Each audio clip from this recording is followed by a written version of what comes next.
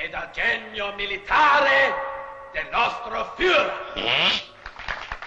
I Camerati di Totò, roba da ridere quando la storia aveva già fatto piangere troppe lacrime.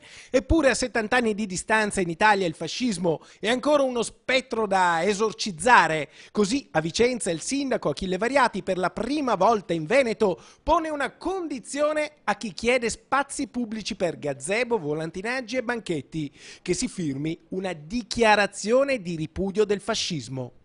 Perfetto, giusto. Se uno vuole aprire un banchetto e deve dichiarare che è antifascista o che ripudia il fascismo, non ci vedo niente di male. I vicentini non ci vedono niente di male. Il ripudio del fascismo è previsto dalla Costituzione, ma proprio per questo a qualcuno suona come un doppione, giusto ma superfluo. È un po' come se chi chiede un impiego dovesse sottoscrivere che l'Italia è una repubblica fondata sul lavoro. Vero, ma poi la disoccupazione all'11% e quella giovanile al 35%. Insomma, non è con firme e formalismi che si risolvono i problemi. Si può dichiarare quello che si vuole, comportarsi.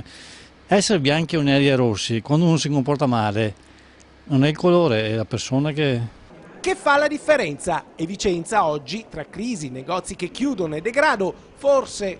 No, non è una priorità. No, perché non mi sembra di vedere in giro fascisti di vecchia data. Beh, che sia giusto ripudiarlo mi sta bene, che sia una prerogativa per fare il banchetto suona un po' strano.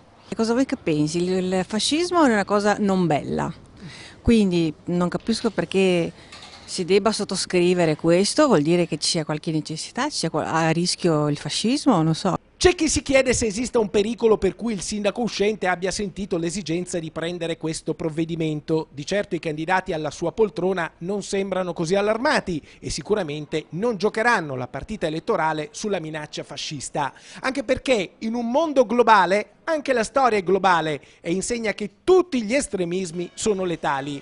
La violenza e l'intolleranza si ripresentano anche oggi con tanti nomi. Uno è il fascismo, ma non è l'unico. Così questa diatriba assume un sapore artificioso.